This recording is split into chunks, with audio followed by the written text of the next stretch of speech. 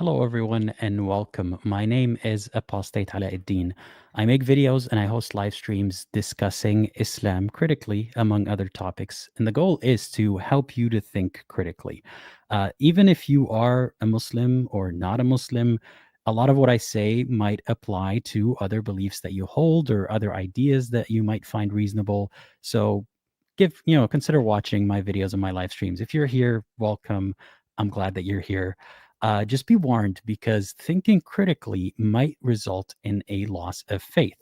And that is not something that is pleasant to deal with. But I don't just come here with a problem, I also come here with a solution. So today's solution is a video by Nouman Ali Khan called How We Lose Our Iman. Loosely translated, that means how we lose our faith as Muslims. So that's what we're going to be watching together. But I need your help, because I can't just pick up on everything that this guy says. So as we're watching, if you notice something that I missed, if you notice a thought that I didn't have that you have, please leave that in the live chat. I love audience interaction, and I will highlight comments when I can in between, talking and so on. Yeah, what else did I want to say? Yeah, before we begin, I just wanted to let you know you're watching one of the best ex-Muslim YouTube channels. Not to brag, but I gotta brag. So if you're not subscribed already, please consider doing so. And if we hit today's super chat goal, it's not a massive goal, it's a small goal. If we reach that goal, I'll do a call-in live stream next week. So please help me get there. So without further ado, let's begin by watching this video. How do we lose our iman? Please answer us, Nouman Ali Khan. ويسر لي أمري واحلل عقدة من لساني يفقهوا قولي اللهم ثبتنا عند الموت بلا إله إلا الله. He's doing a little bit of prayer in Arabic first, because Arabic is the language of Islam, and even though I don't think Arabic is his first language, but still he has to do it in Arabic because it's supposed to be better if you do it in Arabic for some reason. اللهم اجعلنا من الذين آمنوا وعملوا الصالحات وتواصوا بالحق وتواصوا بالصبر آمين يا رب العالمين. The intention of today's khutbah is to actually share with you part of just one ayah that belongs to Surah Al-Hadid. But in order to share some lessons from this ayah with you, I'd like to give you some context.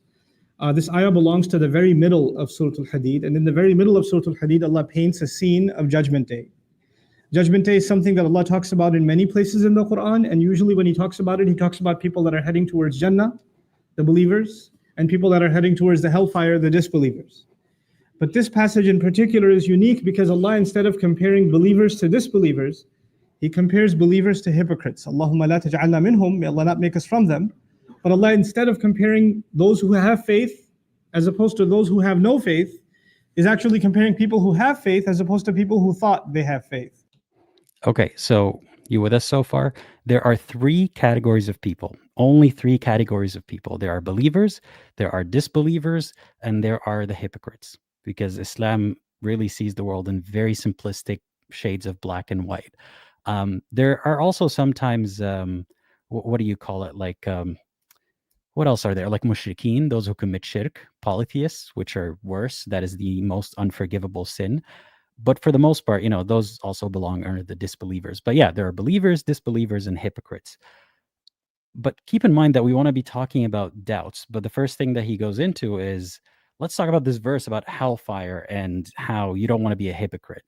It's already the carrot and the stick situation, but let's listen on. Or pretended to have faith, or their faith was there but is of no value to Allah on the Day of Judgment. This is the munafiq. May Allah not make us from them. So the munafiq is a hypocrite, someone who either pretends to have faith or has faith or thinks they have faith, but they don't actually. And as you'll see, it's a way to make you question yourself all the time, to make it seem that even if you are not the most faithful believer, there might be something wrong with you. So you gotta be a bit paranoid about that. But this is why this passage is of particular importance, because it tells us many things about how not to end up in that scene on Judgment Day. To summarize what's going on in this passage, Allah Azza wa Jalla says that on the Day of Judgment, believers, when they stand, the Prophet ﷺ will be able to see them. يَوْمَ تَرَى, meaning ishara ila Rasul sallallahu alaihi wasallam. The messenger can see the entire ummah, al-mu'minina wal-mu'minat, believing men and women, يَسْعَى نُورُهُمْ بَيْنَ أَيْدِيهِمْ وَبِأَيْمَانِهِمْ. Their light is going to be coming out from right in front of them and from their right.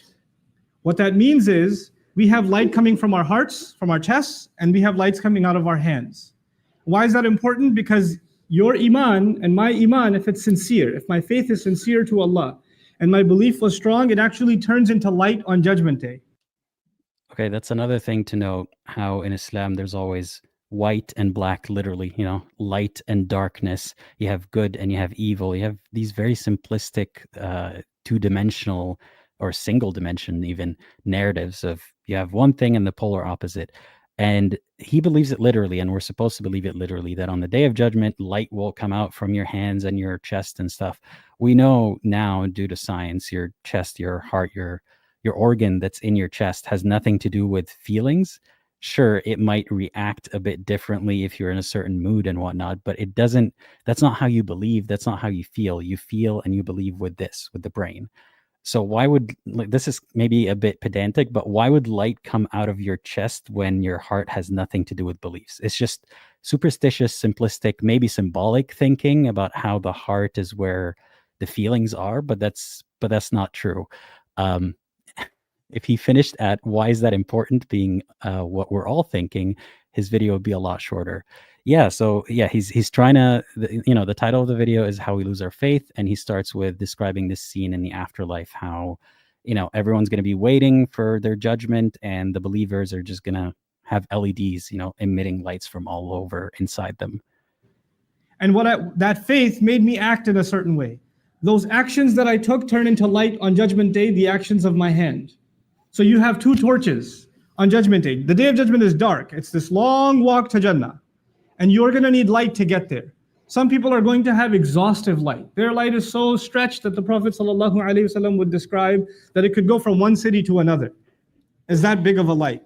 Other people have such weak light, they still have it, but it's so weak they can barely see the next step that they're taking. So there are people with different capacities of light, and they are now making their way, and Allah is congratulating them because they at least have light, as opposed to people who have no light. They don't have any chance of getting to. Okay, forgive me for this, but I'm not clear on the specifics of the lore of the afterlife. And that's not because I, didn't pay attention when I was younger. There's just so much, not necessarily even contradicting, but just lore that I don't know what fits where. So on the Day of Judgment, you're going to be walking on a Sirat al-Mustaqim, on this very thin path that is as thin as a hair over hellfire. And, believers will be running across it like the wind, and the people who disbelieve or the bad people are going to stumble and fall. But also there's this long walk, and there's, darkness and light. And there's also in the grave, you'll have a window into seeing your place in the, in heaven or in hell. It seems like in a lot of these steps, you already know what your fate is going to be, but there's still that judgment in front of God too. It's not clear on what happens when, but, as someone who doesn't believe anymore, it's clear it's just all mythology that they just keep, I don't know if Muhammad or the people around him just kept adding layers and layers onto it. But what he's describing right now is darkness, and you don't have light, and you're begging people around you for light. But notice how, again, none of this is even talking about, hey, why do people lose their faith? How can we help them increase their faith? He's immediately skipping to a sort of scary apocalyptic scene about how if you don't have faith, you're screwed. So it's the carrot and the stick approach. This is the stick that he's going to beat you with, or God's going to beat you with, if you don't have faith. What is faith? Tell us a little bit more about it, or how we can get there, instead of just, you're screwed if you don't have faith. Jannah. They can't see a path. And so Allah says, Bushrakumul yawm jannatun tajri min tahtiha al-anhar khalidina fiha. Congratulations to all of you, of gardens at the bottoms of which rivers are flowing. It's right ahead of you. Keep walking, keep going, keep going. But then in the next ayah, Allah describes a group of people that also get up on Judgment Day, and they notice they have no light, and they're in the middle of the dark. And they see far ahead, and they see, if you can imagine this scene, there's complete pitch black darkness, and there's a group of people that seem to have some torches with them. You don't even see them, you just see some lights flickering. So you realize, I better catch up with them, because those lights are getting dimmer. So these hypocrites wake up in this dark scene on Judgment Day, and they try to run and catch up to the believers because they have no light of their own.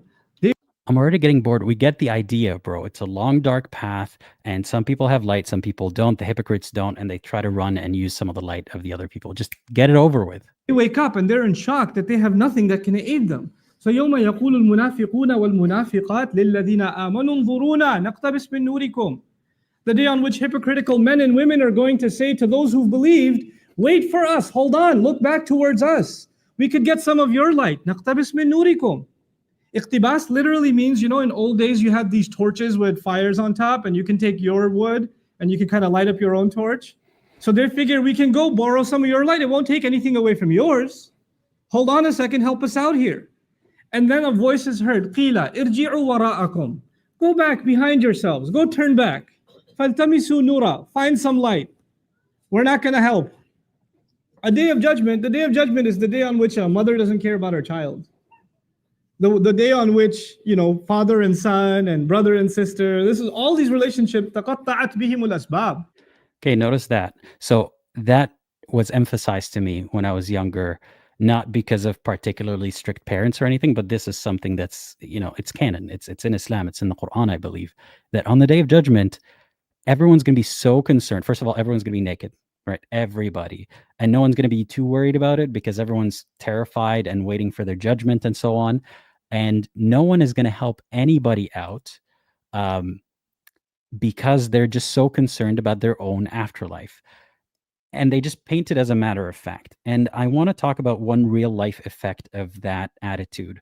When I was deconstructing my faith, when I was trying to talk to people in my life about it and tell them how I got to where I got, one of the things that I wanted to explain to them is, can you imagine, like, I'm trying to get them to have some empathy for people who don't believe, not because now I don't believe and I'm scared I'm going to hell, but more like that was one of the things that got me to realize this is all nonsensical. I was trying to explain to them, can you imagine if you were not born to a Muslim family, if you were born to a Christian family or a Hindu family or a Jewish family or something else, and I propose to you that you follow my religion because the Arabic in the Quran is so miraculous and because the world needs a creator. And you would probably argue that, no, I have a religion or I have my belief or lack thereof, and I'm not convinced of what you're saying. Statistically, that's how it works for the most part. Most people born into religious families have a better chance at continuing to be in that religion. And most people born into another religion do not convert to Islam. And the first thought that this person, this family member said to me was, let them burn in the afterlife. I don't care. Why are you so focused on other people? You should be worried about yourself. You should focus on your afterlife. You were lucky to be born a Muslim, so continue thinking about that. And I think that is just one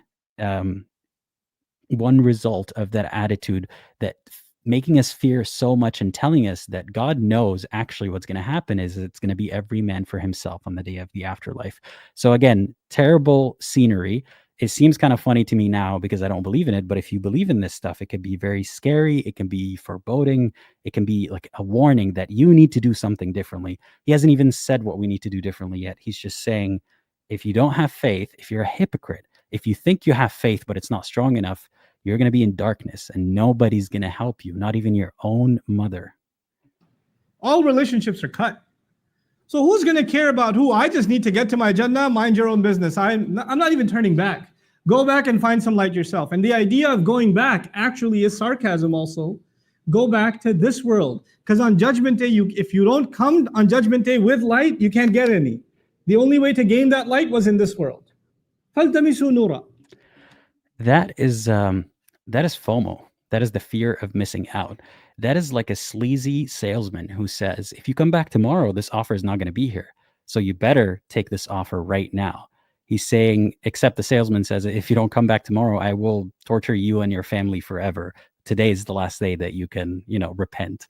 That's the same thing. If it is the truth, why put a timer on it? Why put urgency? Why make it seem like you have to do this just in case so you don't get tortured? How about you explain why this is good objectively, not just because it's your way to not go to hell?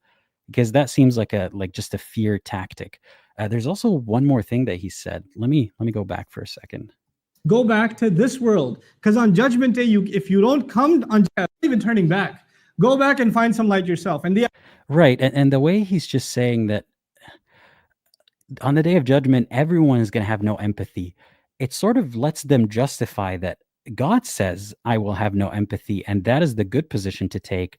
I shouldn't have empathy right now for disbelievers. Like, yeah, he would have empathy for them, possibly in the way that I should try to convert them to Islam so they don't go to hell, but not enough empathy to realize this whole system is flawed. God created most of humanity to go to hell, according to Islamic scripture and according to reality. Most humans are not Muslims, and they never will be. So that flaw should be obvious to him if his empathy was working. But Islam has these mechanisms to dull your empathy, including telling you that at the end of time, before meeting God, before being tortured forever or going to heaven forever, you also will have no empathy, and that is fine. The idea of going back actually is sarcasm also. So now they still try to catch up because they don't want to hear it, right? So they're still trying to catch up. And as they get closer and closer to the believers, فَضُرِبَ بَيْنَهُمْ بِسُورٍ لَهُ بَابٌ.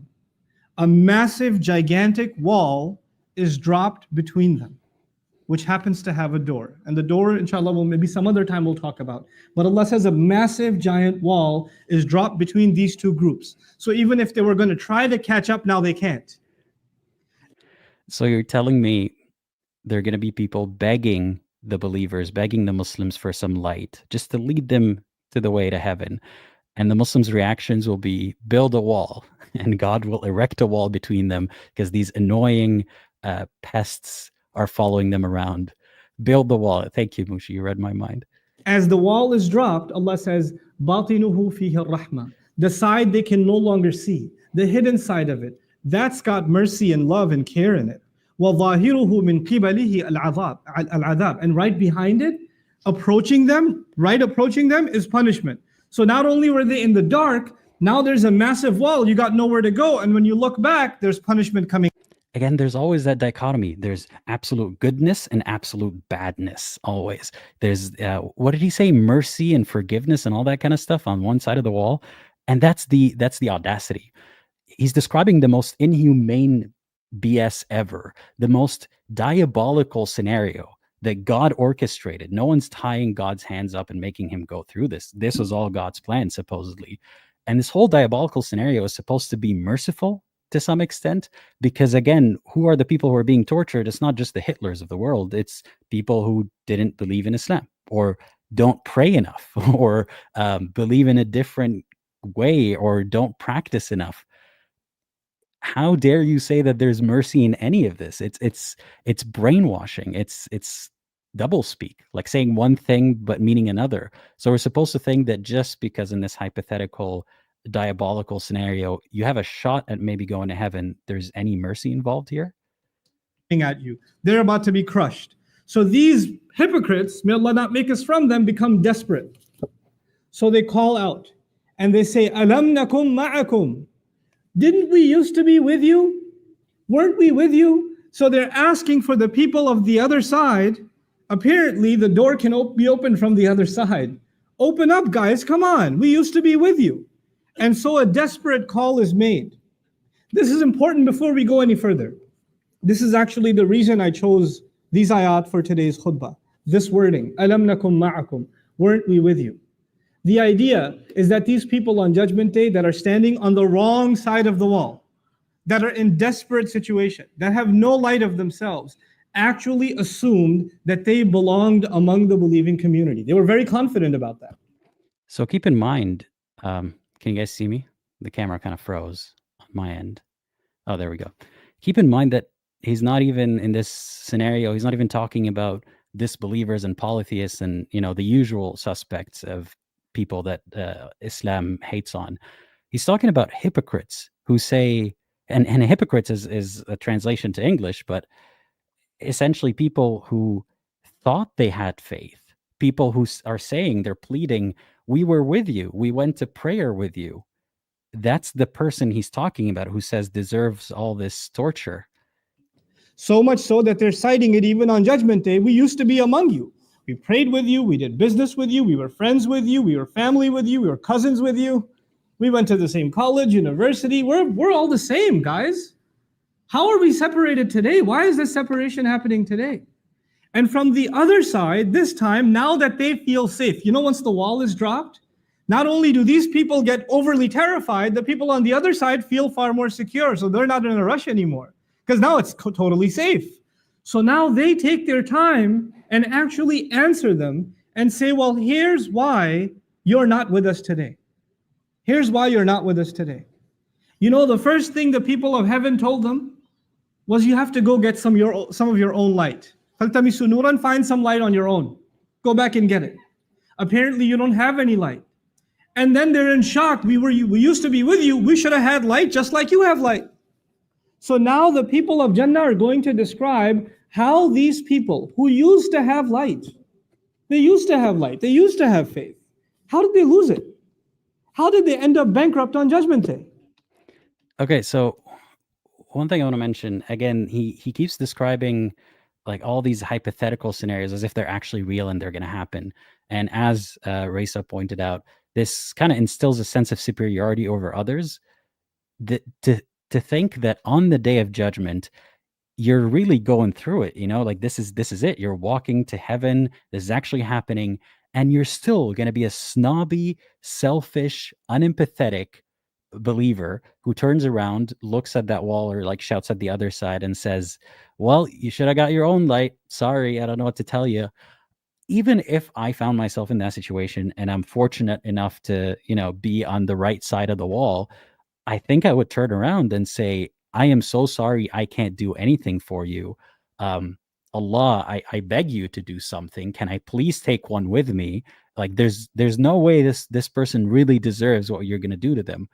That would be my position instead of, well, you know, get your own light. And that really goes to show you how a lot of this empathy and humility and good values that we see in religion don't always apply. You know, that the cat says, Allah, can we keep him? Can I have one as a pet? Please, Allah. Have one on a, what was that? The 90 Day Fiance show? Yeah, I'll just have one to marry, Allah. I promise you. I don't need Hurulain. I just want one of those. I'll save one. But yeah, instead, apparently in this hypothetical, the Muslims are so snobby about it. But anyway, to remind you again, this is all about people who supposedly had faith and then lost it at some point. So, hey, I'm on the wrong side of the wall. Let's see what he says. And this ayah is particularly profound because then it will give us an insight into how does someone lose their iman? How does someone end up taking the most priceless treasure that they can have in this life, our faith, and end up squandering it and losing it? I'm glad after 8 minutes on a video titled How We Lose Our Faith, we're finally addressing that question. We started with 8 minutes of preamble about terrifying scenes that, again, might sound laughable to you if you don't believe in this particular version of a religion or this one. But to someone who believes this is terrifying, this is truth, this is actually premonition of what's going to happen. So yeah, 8 minutes of telling you you're screwed if you don't have faith. Now let's address, why do people lose faith? It doesn't happen overnight. You don't just lose your iman. It's a process. And that process has been described in these timeless words. Bala, of course you used to be with us. وَلَكِنَّكُمْ فَتَنْتُمْ أَنفُسَكُمْ. However, you put yourselves, I'll do a rough translation first and I'll explain. Number one, you put yourselves in fitna, you put yourselves in trial. Fatana in Arabic actually means to put something to the test. Okay, let's pause here. First of all, he said losing your faith is a process. It doesn't happen overnight. It depends on the person. He will say later in the video, because I did watch this video once, he will say that he's spoken to hundreds of those people who lost their faith. I can guarantee you, I've spoken and listened to more people like that than he has. I'm sure he's spoken at a lot of those people, but I've listened. And there are people, I was surprised, people who say, yeah, a switch kind of flipped and I realized, what is this nonsense? I don't believe anymore. And there are other people who struggled with it into their 40s and 50s. And there are people who are somewhere in between. So whenever anyone tells you that this is the one archetype or this is the way things are, be suspicious of that. So he says that, you know, it happens gradually. That is not always the case. For me, it happened gradually, but there were doubts from the very beginning or like questions that were unanswerable. For others, it's a switch that flips overnight. So he's wrong about that. And what was the last thing that he said here? Fatana in Arabic actually means to put something to the test. Fatana is also used when you test the purity of gold and you melt it and impurities come out. Gold doesn't go through an easy test. It goes through a painful burning test. The idea of fatantum anfusakum, there are many lessons associated with it, but for the purposes of this khutbah, I'll highlight one of them. You kept putting yourselves in situations where your faith gets tested. Try to understand what that means. I'm trying. So essentially a prediction here, it's all going to just be like you brought this upon yourselves. You influenced yourself in a bad way. But what is wrong with testing? Like, what is faith, first of all? I don't think he gives a definition of what faith is.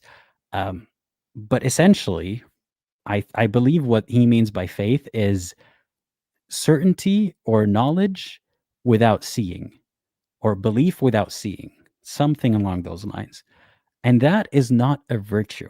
And I know this might be hard for some people to hear, but having faith in and of itself is not necessarily a good thing. If you have faith that and I'm butchering this analogy, if an engineer told you that they have faith that if you cross this bridge, it's not going to fall, if you drive a truck across it, you're not going to be as confident as if they said, yes, I designed it with, 3 times the maximum load of this truck, so you should be fine. Obviously, it's supposed to be way higher than that. But let's just say that. But nobody just says, I have faith in this, therefore that's good enough. And not just that, it's better than empirical evidence. It's better than calculations because you have faith.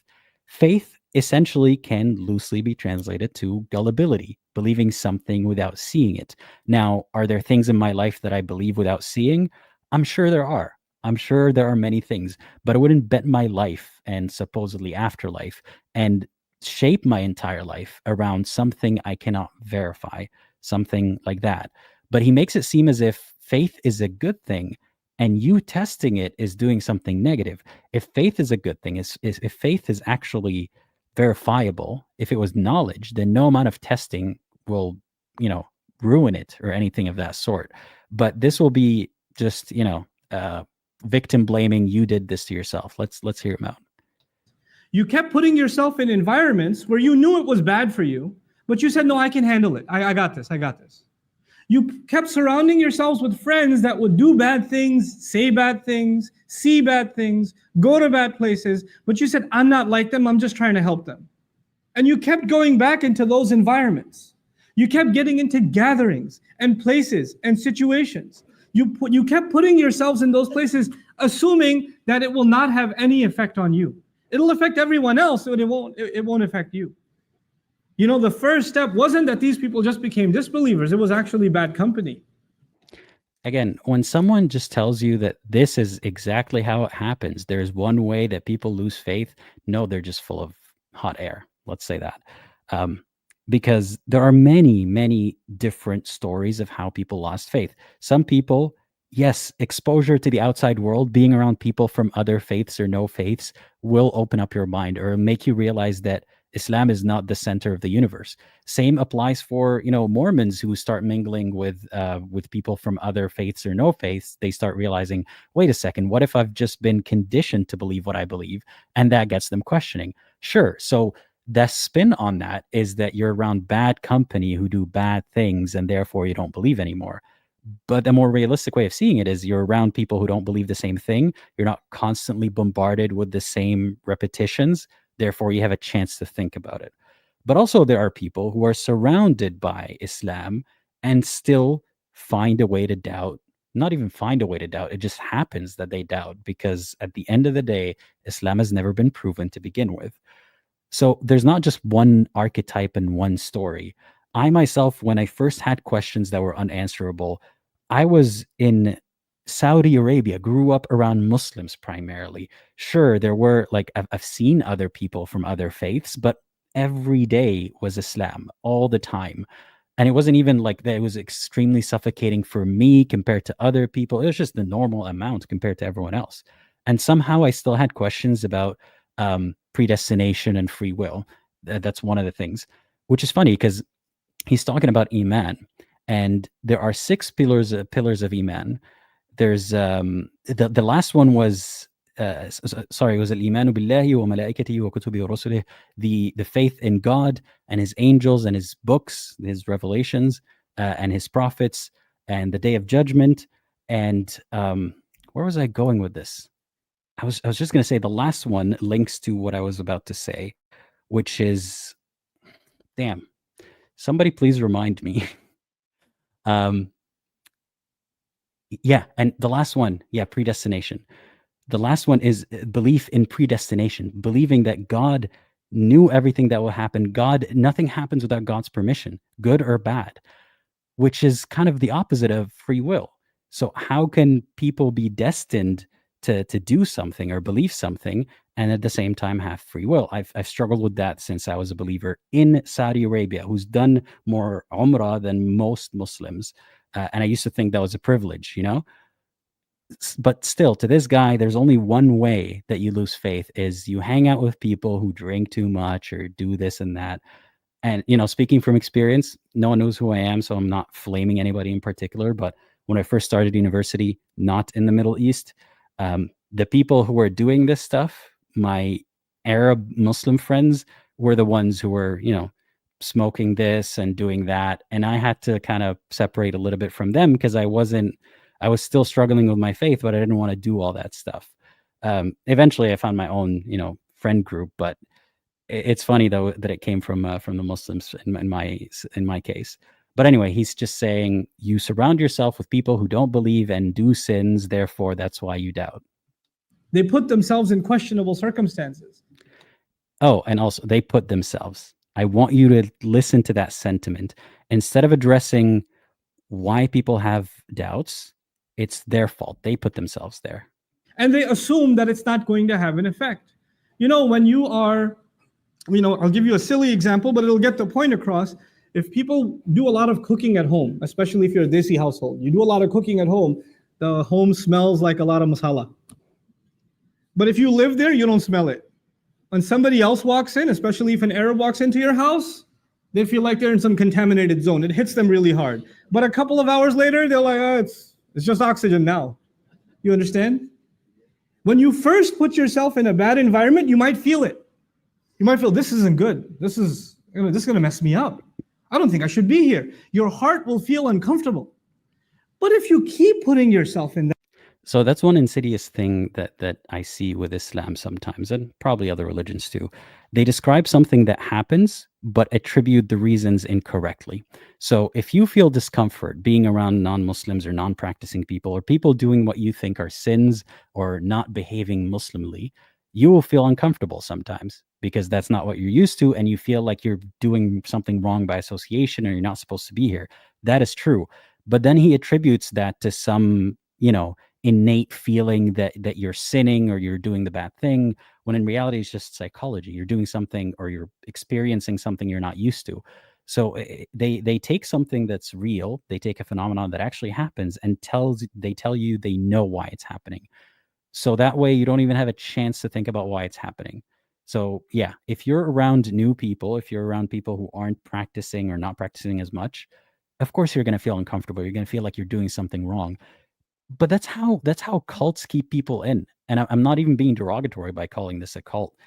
If you watch any documentary about, you know, cult members who have left, they tell you that fraternizing with people from outside the cult was discouraged. They would even have a name for them, like, you know, hypocrites or disbelievers, as Islam calls them. But other cults would have different names, like, you know, worldly or outsiders and so on. So this othering keeps people in. So instead of actually addressing, and that's what I wanted to say earlier, instead of addressing why people have doubts, well, because there's a lot of outrageous, problematic, unfeasible, silly, mythological-esque stuff in religion that people need answers to, and the answers don't exist. That is a big reason why a lot of people don't believe or have doubts. Instead of addressing that, they turn the tables and they point the finger at you and they say, it's your fault for hanging out with the wrong people. How about you don't worry about who I'm hanging out with and prove that Islam is true, or address these doubts instead of just accusing? That seems very weak and obviously, you know, giving away his hand. that situation over and over and over and over again, guess what? It doesn't bother you anymore. Somebody who smells, stands next to a smoker for the first time is coughing and their eyes are burning. But if they start smoking themselves a year later, that just becomes their oxygen. They can't even breathe normally without smoking. It changes them altogether. The first problem was you surrounded yourselves in a bad environment. Get it over with. Come on. What was the second problem? The second problem was وَتَرَبَّصْتُمْ. You kept procrastinating. Now, what does that mean? That means you realized it's bad, and you also realized in your own conscience, I should change, but you told yourself, I'll change pretty soon, inshallah. I'm going to change. I know I have to change. I know this is bad. Just one more week, and I'm going to be a different person. Man, just this semester, I got these messed up friends right now, and I can't really make them upset, so I'm going to keep hanging out with them. But next semester, I'm totally doing a different schedule. I'm not going to be around these guys anymore. So far, why do people have doubts? A, bad company. B, procrastination. I'm sure, I'm not saying these don't play any factor at all in thinking differently than how you were indoctrinated to think. But let's be real. Like, how about you actually address why? And people have been bringing this up, and I feel like I have to just quickly address it and then move on. This man, I don't know the specifics of the story, so I'm not alleging anything here. Go do your own research. But he had a scandal about sending not very good pictures, shirtless, maybe even more naked than that, pictures to someone. I don't know if it was, what their age was. I'm not alleging anything there, but there was a scandal of that some sort. And I think his cover up was he was seeking marriage or some bullshit like that. And I'm not saying sending a shirtless picture to a woman is the worst thing in the world if it was consensual and asked for and everything. But the hypocrisy of these people, and same recently with Muhammad Hijab had a secret marriage allegation, and there's a bunch of stuff going on there. I'm not saying that every religious preacher is secretly a pervert or someone who does things that they're not supposed to be proud of, but often they kind of overcompensate. Like they make themselves and others feel so guilty about benign things that they have to go to the extreme, or that they do them in secret and then admonish other people more in public for them. So where was I even going with this? Yes. So this guy, instead of actually addressing why women find Islam to be an oppressive and misogynistic religion, often they do, unless they've kind of, convinced themselves that this is all for my own protection. It's because men are just better. Unless she does that, a lot of women find issues with religion. Instead of addressing that and addressing that as one vector for doubt, he just says it's because you hang out with the wrong people and you procrastinate. Let's keep listening. But let me write out this semester. Just this one more month I'm doing this, just this one more weekend, just this one or two more party, just one or two more drinks. That you keep telling yourself just a little bit more, little bit more, little bit more. And then people tell my favorite one, Ramadan is right around the corner. It's just 10 more months, 11 more months. Once Ramadan comes, man, I'll be totally different. And I plan to go to Hajj. Once I go to Hajj, you watch, I'm going to be a different person. So I want to address that procrastination stuff. Let me tell you this as someone who did go through this phase, and I've heard it so many times from people who, for them, loss of faith did not happen overnight. For some people it did, for others it did not. And the guilt sticks with them. I was one of those people where for the longest time, I didn't even know it was an option to not be a Muslim anymore. So I just felt bad about being, a bad Muslim. Not because I loved sin so much. It was just, going to prayer or praying even at home was a constant reminder 5 times a day of how there's cognitive dissonance that I don't want to face right now because I'm busy with school and I want to figure out my life. I have to figure out what I need to do next. I can't have an existential crisis right now. So let me just not think about this. I don't want to pray. I don't want to do any of this stuff right now. That was part of why I was procrastinating.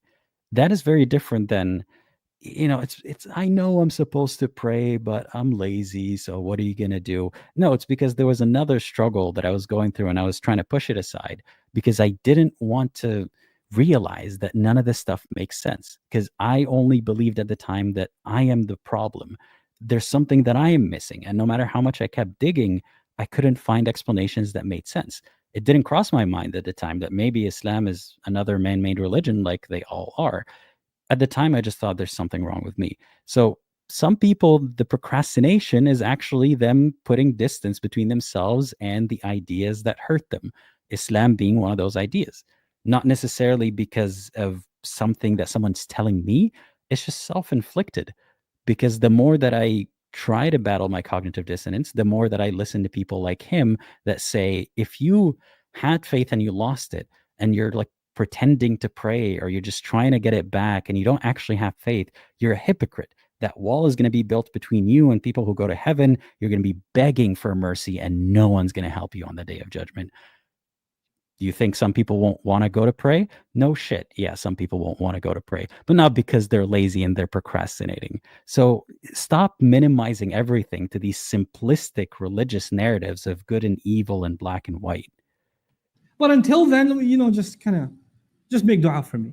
Tarabbastum. You didn't want to make a change today, right now. You assumed, not only are you putting yourselves in a bad environment, you're not ready to make a transformation right now. It's too much for you to be asked.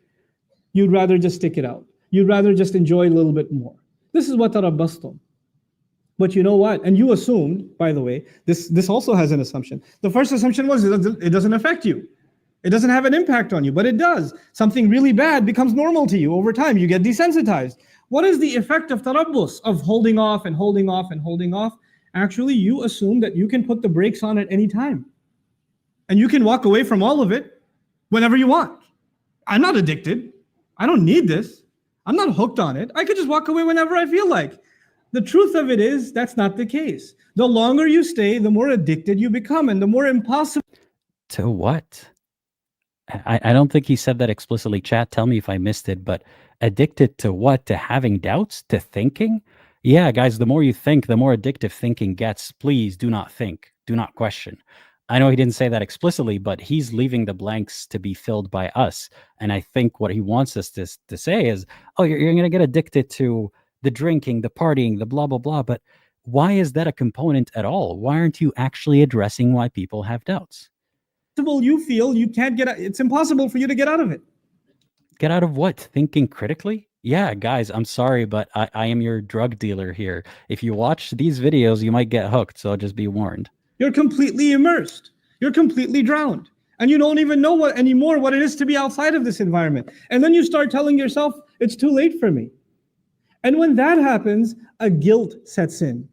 The guilt sets in that I'm pretty messed up. Man, I've been doing sins. I've been in this bad environment. I should have made tawbah a long time ago, but it's too late for me. Again, this is one of those instances where he's describing something that is real, but then taking the conclusion the wrong way. And that bad, nobody likes to feel bad. Nobody likes to feel guilty. And then Shaitan comes and says, why do you feel guilty? You don't have to feel guilty. The only thing that's making you feel guilty is this Islam thing. Islam says this is haram and that's a sin and that's a sin and you can't do this and you can't say that and you can't go there. Islam keeps making you feel bad, man. I want you to feel good. How true is Islam anyway? Okay, the comments are killing me, by the way. I'm hooked on your videos. I think he's onto something. I warned you. And every time Aladdin puts his finger up, I feel like he's doing the shahada. Yeah, ashhadu, and I bear witness that this stuff does not make any sense. So notice what he's saying here. By the way, hit the like button if you haven't already. Leave a comment later. Help the video get to more people. What he's saying here, let me translate to simple language. You left because you want to sin. This whole spiel was you left because you love to sin. It's the same thing that ex-Christians hear when they want to leave their church, or ex-Mormons and so on. And that should tell you something. When they all use the same nonsense logic, the same ways to demonize people who leave or demonize critical thinking, you should know that they can't all be right also, so they're just kind of lashing out. And the way that he described it here is, okay, so you feel guilty for not being a good enough Muslim, which is true. It's true. A lot of us go through that. But then the switcheroo happens. It's not because Islam keeps guilting you while actually not offering good enough answers. It's because the devil is tempting you to just get rid of the whole thing so you don't have guilt anymore. And it's so silly, but let's just think about it for a second. What is so wrong with that? So God created you, put you in a situation and a religion that makes you feel terrible about yourself. And you're supposed to, on faith, keep feeling terrible about yourself and force yourself to follow it so that you don't get tortured. That is your pitch. Like that's the answer right here. So what is so bad about someone thinking, Why am I following this thing that makes me miserable? And there's not even any evidence for it. Might as well follow something else or not follow a religion at all. You think that is worth being tortured over forever? And again, instead of actually addressing the doubts or why people have doubts, he's making them feel bad for feeling guilty and not wanting to feel guilty anymore. Like it's how do I even make this into an analogy that is remotely relevant? Um, think of an abuser essentially, because this is what this is: an abuser who makes you feel bad about yourself, and instead of addressing why they're this way, why they're so controlling and manipulative, why they keep asking you to do things that don't make sense to you, they demonize you for not wanting to be berated by them anymore. So yeah, that's his whole gotcha, is people feel so guilty about not following religion and their doubts that they discard the whole thing because the shaitan has convinced them to do that for their own peace of mind. And if that was even true, which is not, is that really something so bad that God takes so personally that he will pluck you and throw you in hell? And now the thoughts start running in this person's mind, a man or a woman. Why am I even following Islam? Thank you. It's actually a good question. Like he poses it like it's a bad question. He makes it seem like they get you to question why you're following Islam. It's a good thing. Ask, why am I following Islam? I agree with you there. It seems like it just wants me not to be happy. Yes. I just want to live my life, man. I just want to be free. I just want to be able to do what I want. I just want to be able to hang out with my friends. He says all those things like they're bad things, because again, there's this view of like you've got the worldly stuff that doesn't matter but is tempting, and you've got the afterlife stuff which you need to bear all the trouble and the difficulties so that you gain the afterlife, and you're falling for the worldly stuff. No one actually proved that there's an afterlife, so you're asking someone to sacrifice their happiness for a bridge that you have to sell them. Jeez. I'm not so sure about the Quran anyway. How do we even know there is a God? Yes, very excellent questions. Very excellent questions. How do we even know? What's this hadith business? I mean, how do we know?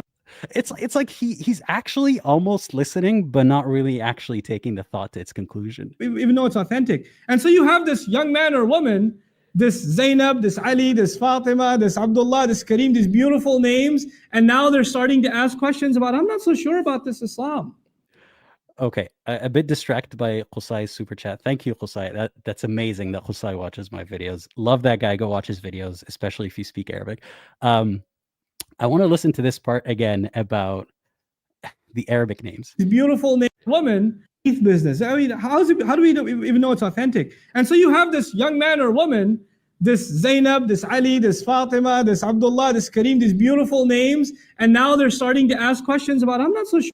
Okay, people have accused me in the past of being like Arab supremacist. I'm absolutely not. And here I'm calling out Arab supremacism that Nouman Ali Khan is doing. And he's not even Arab. These beautiful names, all of these beautiful Arabic Islamic names. Have you guys ever wondered why, if you're not, ethnically Arab, why your families, why your countries are now so Arabized because of Islam? Why is Ali or Zainab or Fatima a beautiful name, but the name that it would have been without Islam, not a beautiful name? So it's a bit of internalized racism on Nouman Ali Khan's part, where he acknowledges that like Arabic names are beautiful, but why are we simping so hard for Arabs? Why are we simping so hard for Arabic? Because of Islam? But yeah, anyway, he's saying that you have this blessing of being Muslim and having a beautiful Arabic name, and then yet you doubt. What is wrong with you? And also listen to the tone of his voice and think of yourself as someone who is going through doubts, right? Goes to a sheikh and says, "Sheikh, I have doubts." And then this guy, what does he say? Sure about this Islam. I don't know.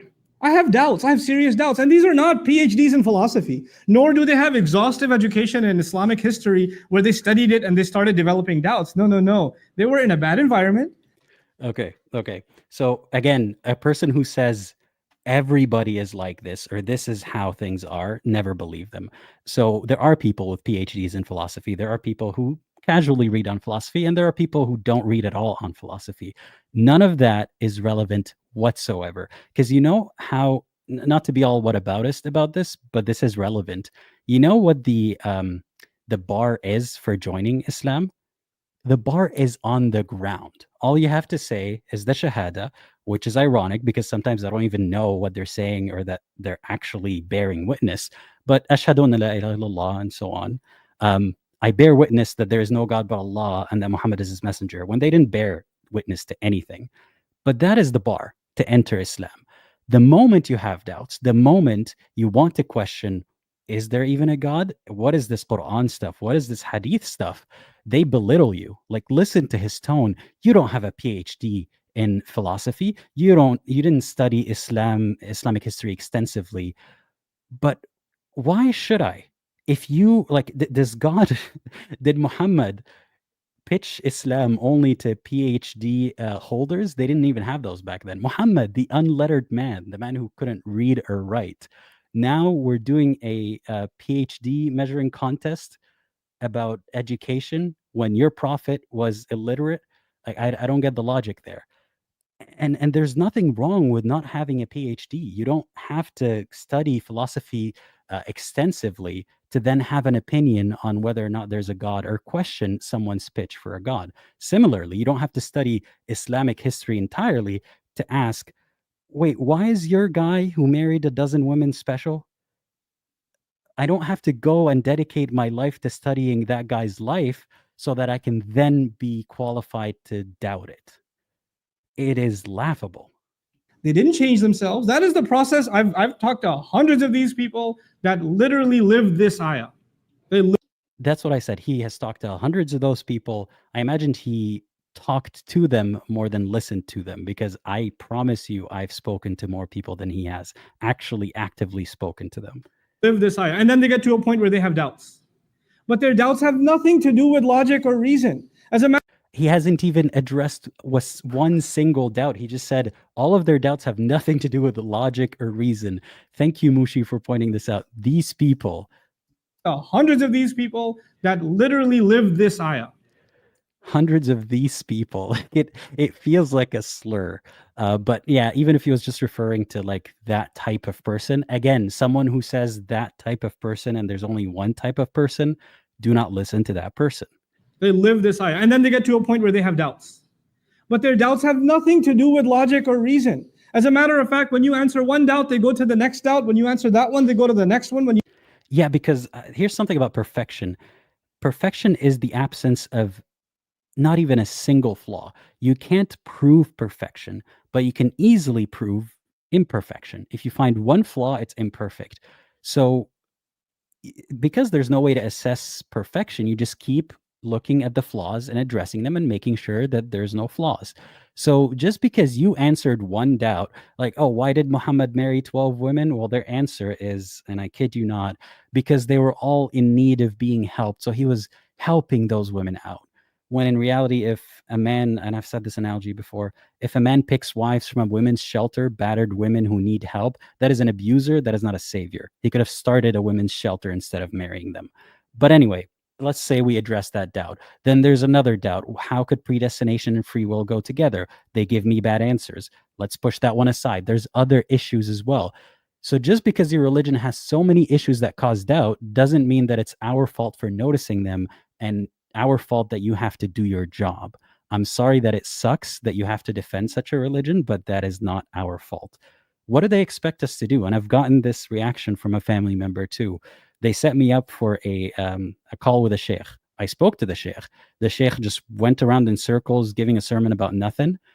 And I told the family member, yeah, that didn't convince me. He couldn't even stick to the point or address the question. And my family member said, well, what more do you want? I got you to speak to a sheikh. As if then that would make me believe immediately. So yeah, so these people, you address a doubt poorly, and then they talk to you about another doubt. Well, obviously, because there's so many of them. Whose fault is that? You answer that one, you go to the next one, then you say, hold on a second. So how long ago did you start ending up in questionable kinds of company? And then the truth starts coming out. Yeah. So again, instead of addressing the doubts, he's like, let's talk about you. Let's talk about how you're insincere. Let's talk about how the problem really lies with you. وَارْتَبْتُمْ. The very next words are you fell into doubt. You started doubting. You know what doubt will do? It'll let you off the hook. You'll be able to say to yourself, well, it's not really absolutely the truth anyway, so I shouldn't feel bad that I don't follow it. Yeah. What's wrong with that? Do you feel bad? Do you stay up at night, Nouman Ali Khan, fearing the Christian hell?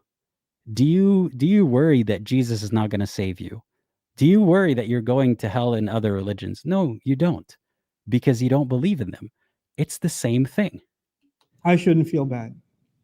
And now, once those doubts settle in, and you hide behind those doubts and continue to justify your life of procrastination and putting yourself in fitna, once you get to that point, then two things are taken away from you.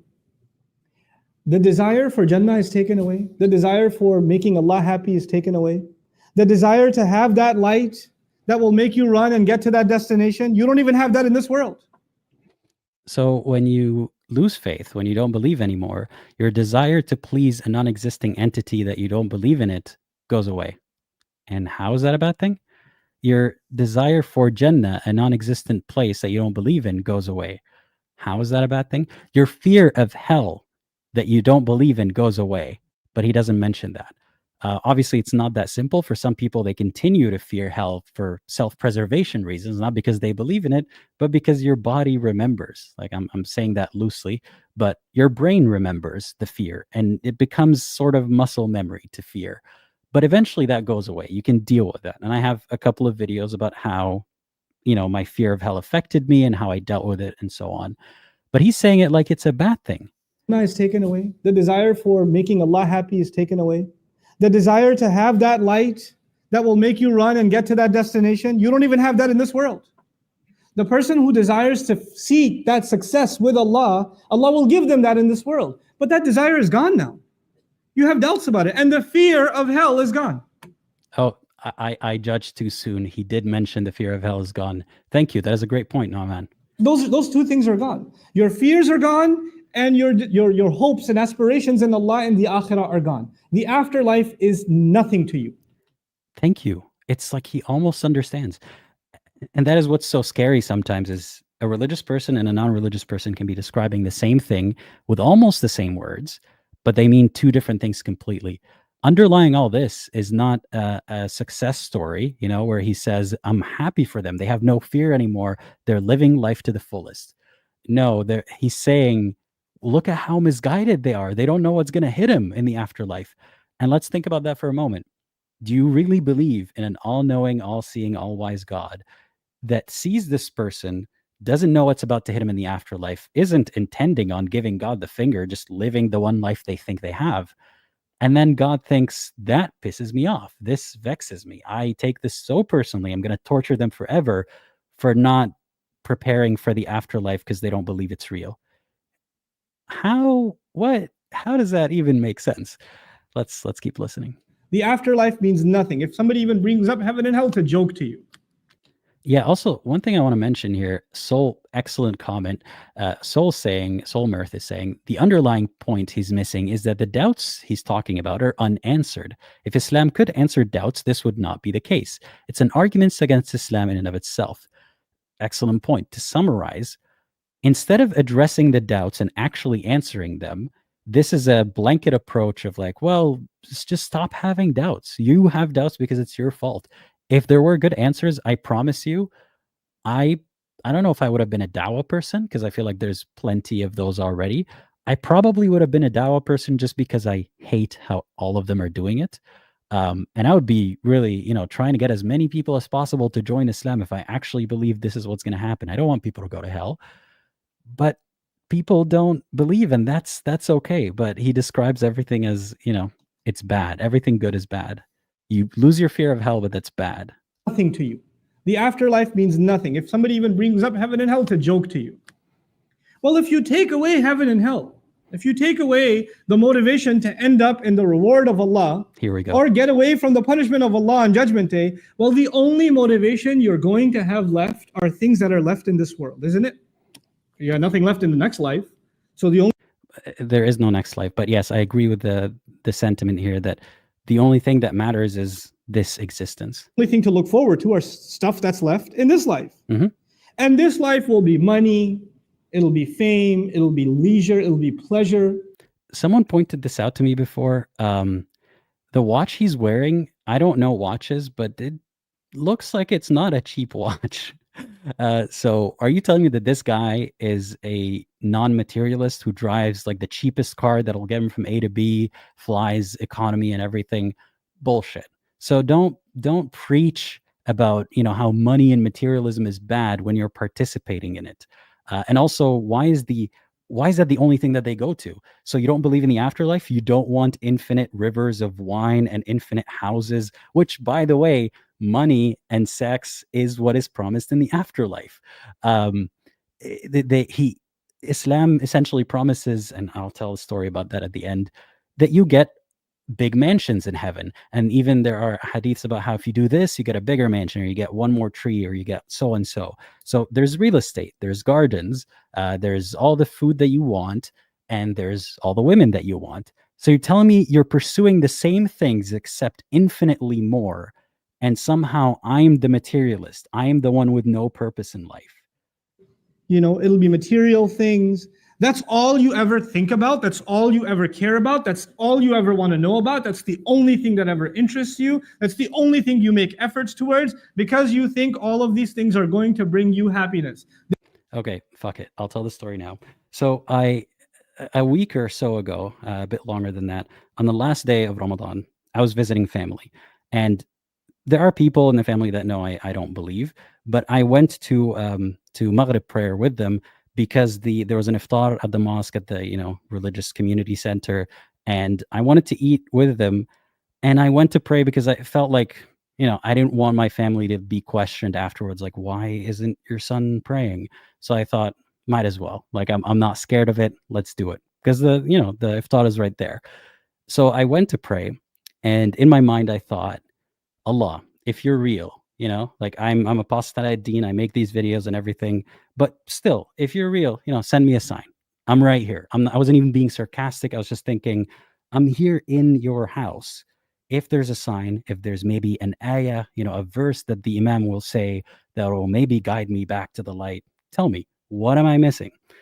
And I kid you not, the imam starts with al-Fatiha, and then the next surah, he starts with إن للمتقين مفازة حدائق وأعناب وكواعب أترابا. To translate that, he said, للمتقين, those who fear Allah, those who follow Allah, in the afterlife, they will be winners. They will get a lot of prizes.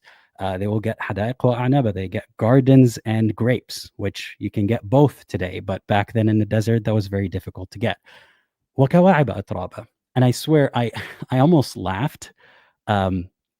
I almost laughed, not because I was trying to, to find something to laugh about, but it hit me. I didn't realize that verse was coming. I forgot. I knew it was coming, but I forgot what it meant till I heard it. Kawaiba atraba. The translations are kind of all over the place, but essentially, heavenly maidens with full breasts, big titty goth girlfriends, essentially. Wakat sandihaqa, and so on and so forth. And so God, if God is real, his message to me was, believe me, because I will get you full-breasted women in heaven. And then the verses ended with يَوْمَ يَقُولُ الْكَافِرُ يَا لَيْتَنِي كُنْتُ تُرَابًا. The day that the kafir says, I wish I was dust. I wish I ceased to exist so I don't have to go through this torture. And I wanted to laugh because this is talking about me. I don't think most people there knew that I was in their midst listening to this, talk about breasts and the afterlife. And then this guy has the gall to say, what do you guys care about? It's all materialistic. Your God, allegedly, says that we will get all the materialistic things we want in the afterlife. So you're just saying abstain now, don't do them now, only do them in particular ways. Like, you want to buy a slave, go for it. In Islam, you're allowed to do that. But can you have a consensual relationship before marriage? No, you cannot. But you can buy a slave and sleep with them. But yeah, follow Islam so you can get all the materialistic things in the afterlife. And the gall for this guy to accuse us of being materialistic only. Only thing you make efforts towards because you think all of these things are going to bring you happiness. They'll bring you contentment. So the next words are وَغَرَّتْكُمُ الْأَمَانِيُّ. False hopes deceived you. You had false hopes that some kind of worldly thing will bring you happiness, and you ran after it. You gave all of your life to it. Again, there's always a kernel of truth or something that's sort of relatable. Materialism and chasing money is not going to bring you happiness. We can both agree on that. But you can't just then spin it into, therefore, follow my religion. There's a lot of other things you could do aside from either be Andrew Tate or be Muslim. Apparently, Andrew Tate can do both, and Muslims will embrace him for it. But that's besides the point. So he says, yeah, if you don't follow Islam, you're just going to follow money and you're going to be depressed. Bro, who says that? That's not the only two things to do in life. And you would think that this will bring you what you're looking for and you get to it. Like people wanting to see, people nowadays obsessed with the next movie that comes out, the next toy, the next device that comes out, right? Lines for the new Star Wars longer than passports for Hajj, Why? Because you need to go see it. If you don't see it, how does your life have any purpose? How your life means nothing if you didn't see it opening night. Again, instead of addressing doubts, he's like, people watch too much movies. People care too much about things. Let people like stuff, bro. And so you have to see it. And by the way, hoping that this will bring you some kind of fulfillment that you haven't found anywhere else. And people walk out of it and say, that was pretty awesome. And then they're bored again. Like, what do I do now? Maybe I could go see it again. Good point about the boredom. I asked this question when I was younger. So when we go to heaven, am I not going to be bored? Like if everything's good, everything's going well, and I don't need to work for money, I don't need to do anything, am I not going to get bored? And I was told, no, you will either have a job that you enjoy or like God's going to make it so that you don't get bored. But again, the whole pitch is a hedonistic afterlife. And he says, well, people get bored now, therefore follow my religion. It's not two things. It's not either. That's a false dichotomy. Either you follow Islam or you just follow Marvel movies explicitly. That's it. And then go see it again. They're like, well, not as exciting the first time, but still pretty cool. You keep looking for something more to fulfill you. Because the thing that will completely fulfill you, the pleasure of Allah, is no longer there.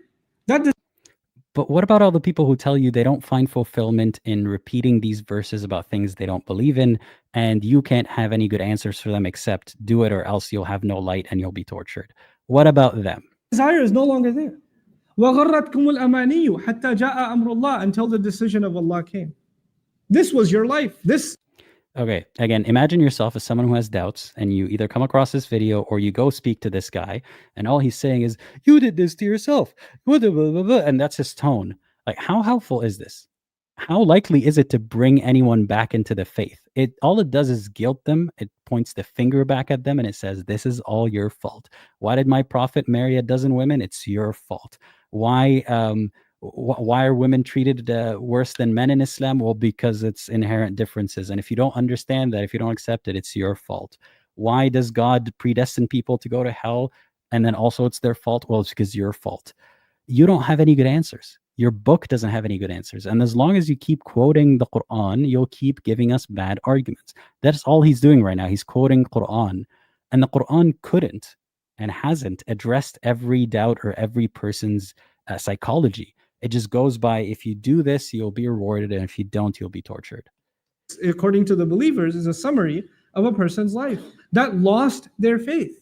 They started just with putting themselves of a person's life. Wait. Listen to this very carefully. This was your life. This, according to the believers, is a summary of a person's life that lost their faith. According to a believer, this materialistic hedonism is a summary of a person's life who lost their faith. Thank you for including according to a believer. Now fucking listen to the ex-believers. He says it in the sentence, according to believers, this is our idea about your life. Instead of listening to us. Well, it's wrong. It's absolutely wrong. Let's keep They listening. started just with putting themselves in a questionable environment, and from there, it's a downward spiral. Automatically, the next thing is you start getting hooked on it, you put off, and then later on, you start developing doubts. And from there, the only thing you ever work towards is worldly, lustful, material gain, material desires. وَغَرَّكُمْ بِاللَّهِ الْغَرُورِ. Okay, let's summarize what happened so far. Sheikh Nouman, why do people have doubts? Well, first of all, people who have doubts have bad friends. They hang out with bad people. Second of all, they procrastinate prayer. And third of all, what was the last thing that he said? Yeah, they become materialistic. Sheikh, that's not what I asked. Why do people have doubts? Why do people lose their faith? Were you not listening, Aladdin? Let me repeat it for you. First of all, it's because they have bad friends. Second of all, it's because they procrastinate. And third of all, it's because they love money too much. Oh, also, here's some verses to quote to prove my point. Astaghfirullah. And then Allah says the ultimate deceiver, gharur is mubalagha. The incredible deceiver was successful in deceiving you. This is what the believers say to the Wait. Is the shaitan the ultimate deceiver? I thought Allah was the ultimate everything. And what was that verse? يَمْكُرُونَ يَمْكُرُ اللَّهُ وَاللَّهُ خَيْرُ الْمَاكِرِينَ. They plot or they plan, and Allah plans, and Allah is the best of plotters. So Allah is the best deceiver. Is he saying that Shaitan or Allah did this? and then Allah says the ultimate deceiver, gharur is mubalagha. The incredible deceiver was successful in deceiving you. This is what the believers say to the munafiqun on the other side of the wall. This is an incredible scene, folks. Yeah, this is an incredible scene that your religion just made up. On the day of judgment, the Muslim is going to say this to the ex-believer or the hypocrite, and then everybody's going to clap. Like, are you proud of yourself right now, Nouman? 9 years ago or whatever he published this. So the ultimate deceiver, whether it's Shaitan or Allah, folks, here's a secret. They're the same person. Because think of it. Why would Allah allow Shaitan to roam the earth and whisper into people's ears, cognitively mess with people like some kind of psychic power, just over a bet of like, we'll see who follows you, we'll see who doesn't. And just so Allah could say, or, the character of Allah is like free of all evil, it's all Shaitan's fault and free will's fault, but it's all part of the plot. So the best deceiver, I don't know if he meant Allah or the devil, but effectively it's the same thing because it's all part of Allah's plan. They're standing by this wall in shock. Why aren't we on the other side? And now they're being reminded by their fellow believers on the other side. Well, remember that you did this, this, this, and this. And this is a gift of Allah to you and to me. It's a gift of Allah that this, hideous scene has been painted on Judgment Day. Wait, what is the gift of Allah? Man, they have ways of twisting things in the weirdest ways. It's like again, an abuser who says, I only beat you because I love you. This is good for you. Hideous scene has been painted on Judgment Day. Because I would rather know now than then. I'd rather not stand there and then find out shocked. So this fear porn is a gift from Allah because he's warning you before it happens. And the way they describe it, it's almost like Allah's hands are tied. Like he can't do anything about hell. And similarly in Christianity, I've heard the same things. Like he doesn't put you there. You put yourself there. If anything, God is trying to save you from going there. He's warning you. But it's almost like I'm watching a fire consume a building and I'm just like, hey, get out, instead of putting out the fire. And if I'm God, I can put out the fire. God created the fire. We didn't start the fire. It was always burning since the world was turning. So if Allah is the one who created the plot to be this way, you can't just say, well, he warned us. That is so merciful of him. No, he's sadistically, if he exists, which he doesn't, sadistically making up this whole like scene about how the disbelievers or the hypocrites are going to be schooled by the Muslims who have all the light, who are hoarding all the electricity, and somehow that is supposed to be a gift for us. Why am I on the wrong side of this wall? Why am I not on the other side? How come I don't have any light? How come I lost this thing that Allah had given me? Every one of you sitting here, every believer has light inside. How many times is he going to repeat it? Inside their heart. Allah has granted it to us. The problem is whether or not you and I want to hold on to it or not. So you and I have to... Okay, wanting to hold on to it should have nothing to do with it. Again, whether or not I want gravity to be real has no bearing on gravity being real or having an effect on me. Same goes with the truth about God. Whether or not I want to believe or don't want to believe has nothing to do with how demonstrable it is. So please prove that any of what you're saying is true instead of pointing fingers at people and saying, well, it's because you don't want it enough, or you don't want it the right way, or you need to want it differently. How I want it or don't want it should have nothing to do with it. identify where we are. Maybe we're the people that just started putting ourselves in a fitna situation. Maybe we just started getting ourselves caught up in the wrong thing. This is so repetitive. This is like the 7th time that he said, well, putting yourselves in a bad situation. Do you have anything else to say? Or maybe we've been caught up for a while and we've been putting off letting it go. Maybe that's happened. Maybe we've even gone further down the road and now we've started developing doubts. Maybe that's how far we've gone. We've gone so far in the video and you haven't even started to address why people have doubts, except to say the same repetitive stuff: procrastination and bad people. Maybe we've gone way down the road. Now all we live for is... Oh, quote verses to me. That's what's going to convince me. Tell me how God said he saw this coming. If God saw this coming, why didn't he do anything differently? Again, I've said this many times before, but it bears repeating. Believing is not a choice. Disbelieving is not a choice. Having doubts is not a choice. Sure, you can argue that there's some degree of choice as to how much someone practices or follows the religion, even if they don't believe it. But then again, this religion is kind of admonishing you for doing that. So say I, Aladdin, am someone who's having doubts. I'm a Muslim and I'm having doubts. Sheikh, what do I do? Go pray, go say this, go do that. It's just, keep repeating things till you have better faith. Maybe go learn more about Islam. Oops, every single one of us who has learned more about Islam has gotten more doubts, because the more you dig, the more doubts you have, the more questions you have.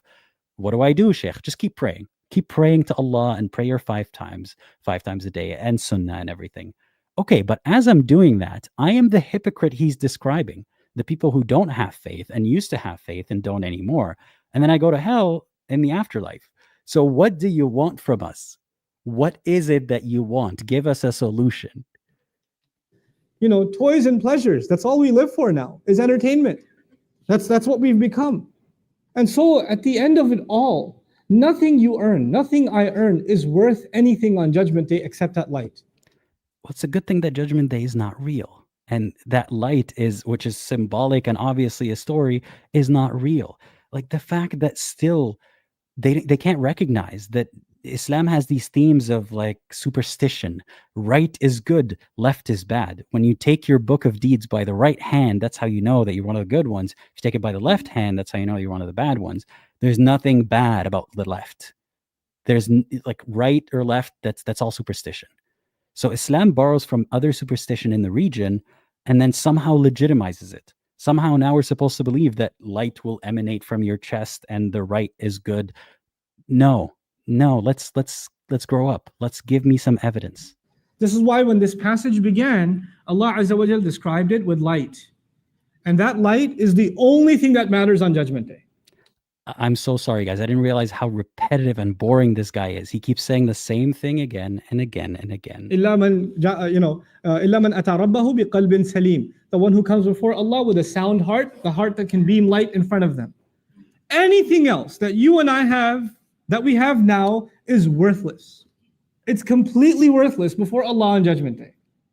You can enjoy it for now, but if you get caught up in it and it takes up the space in your heart, then you have no room left for light in your heart. Bro, your heart only pumps blood. Okay, I get it. If it's analogous, I get it. But like, let's be real here. Your heart pumps blood. My belief, my faith, my knowledge, my certainty should have nothing to do with the blood in my heart or with how I feel about anything. Truth is truth. So instead of demonstrating the truth, why are we manipulating people using fear? You just don't have room left. Which is why the last ayah of this passage is فَالْيَوْمَ لَا يُؤْخَذُ مِنْكُمْ فِدْيَةٌ وَلَا مِنَ الَّذِينَ كَفَرُوا مَأْوَاكُمُ النَّارُ هِيَ مَوْلَاكُمْ وَبِئْسَ الْمَصِيرُ. And today, there's not going to be any compensation, any ransom acceptable from you. Don't try to pawn it for anything else. There is no access into those doors. There's no getting through this door with any kind of penalty or payment. You can't get through. Not from you and not from those who've disbelieved. The scary part of this ayah is لا يُخَذُ مِنْكُمْ فِدْيَةٌ وَلَا مِنَ الَّذِينَ كَفَرُوا. You are now in the same position as those who disbelieve. So notice what this does when Islam makes you so paranoid. Not even, that you're sinning, that you're disbelieving, that you're desecrating Islam, or that you're worshiping other gods. but just that you have doubts. You're not able to quite believe this. You have questions that are unanswered, and you're still doing what you're doing. But still, Islam wants you to be paranoid. You want to be as paranoid as Muhammad was about the hypocrites, as he called them. Islam wants you to, and this guy wants you to keep questioning yourself. Am I doing enough? Am I going to be one of those people who will be tortured just like the disbelievers? And the repetitive nature, not just of this lecture, but of Islam, of the Quran, you read any page, there's going to be like, oh, and the believers get this and the disbelievers get that. And at the end of the chapter or the last verses in that section would be يَوْمَ يَقُولُ blah, blah, blah, the day that this happens, the day that this happens. And that's how it wraps it up. It's like you ask ChatGPT to write me a holy book, and they will always have the same formula. I mean, I'm being hyperbolic, but often it has a similar formula. يوم يقول blah blah blah. Just like the example I told you, I can't remember the surah, but يوم يقول الكافر يا ليتني كنت ترابا. The day that the kafir says, I wish I was dust. And here, the day that the kafir says, or the day that we say this and this and that. It's so formulaic. It's so repetitive. Torture, torture, torture, torture. You ended up being in the same position as those who disbelieved. I'm not going to take any ransom from you, and I'm not going to take any ransom from them. Why? Okay. Why does God sound like a terrorist? Why is ransom a part of it at all? Like, I know it's not the same word as like ransom when you take someone, but it's like you got to give God something, or we wish to give God something to spare us, but he won't take anything. Like, why? Just why? And this question has always been asked.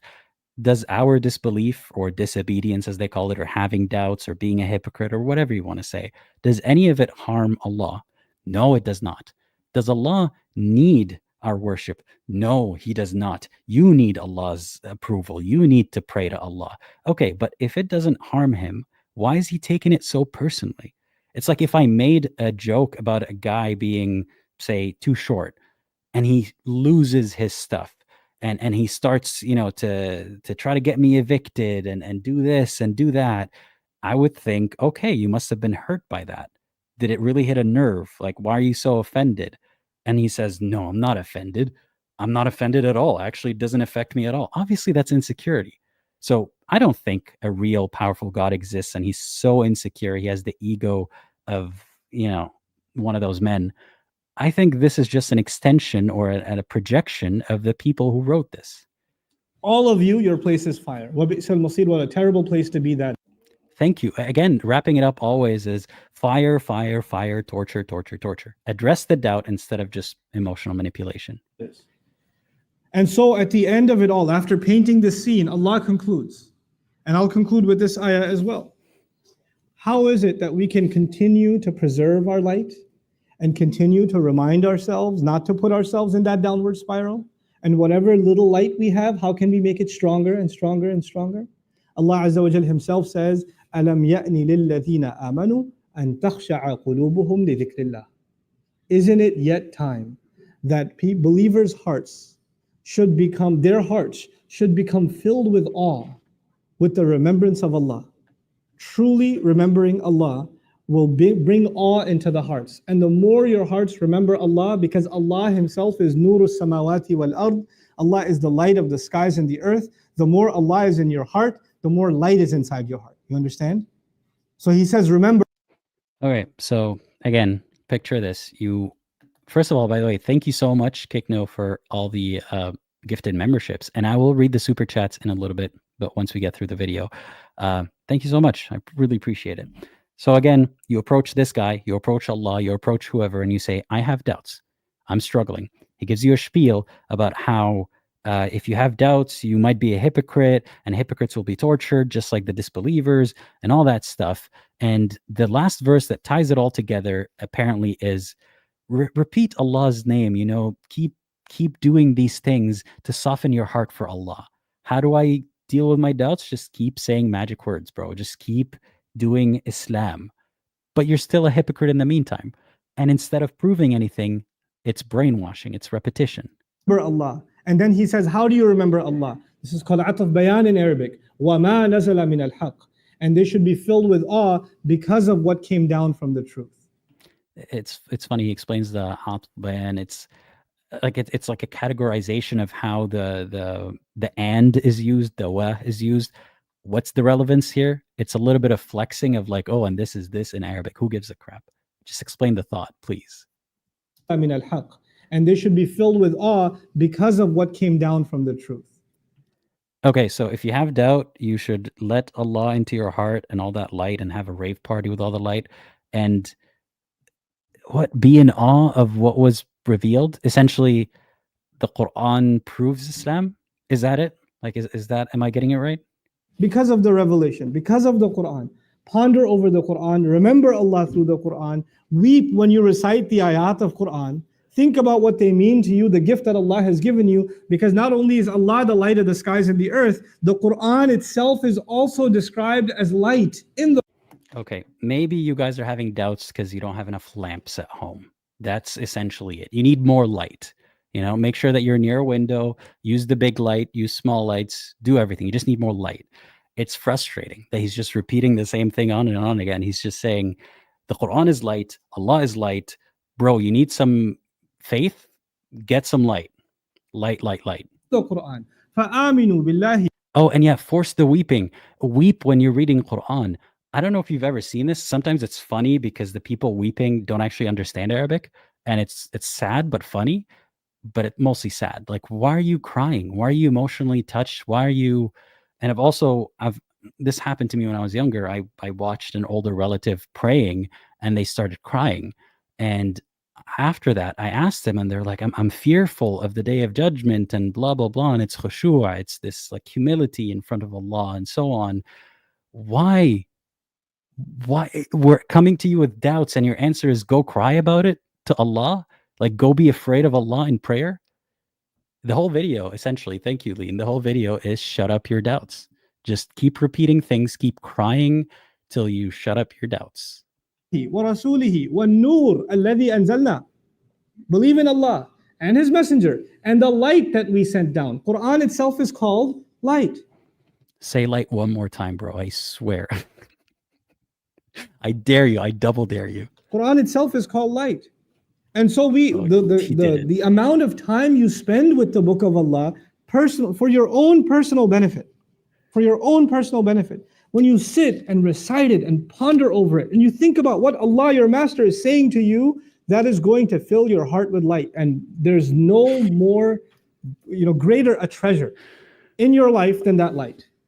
And you won't realize the price of it. I won't realize the price of it until we stand on that day when everything around us is dark. And the only light is the light coming out of my chest. And the only light coming out of my hands. That's when we'll realize. وَلَا يَكُونُ كَالَّذِينَ أُوتُوا الْكِتَابَ مِنْ. I classify this as light viewing, light watching, but this has been an effort to get through this. And if you're still watching, I'm grateful for you. And I'm sorry it's repetitive, but we're trying to have fun with it here. Anyway, light, light, light, light. قبل فطال عليهم الأمد فقست قلوبهم وكثير منهم فاسقون.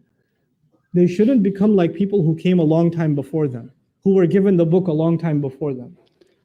And so how do we address doubt? Let's recite the verse. Don't become like the people before you who their hearts hardened. Stop talking about hearts. Stop talking about mystical BS. Give us actual answers. A long period passed, and their hearts became hard.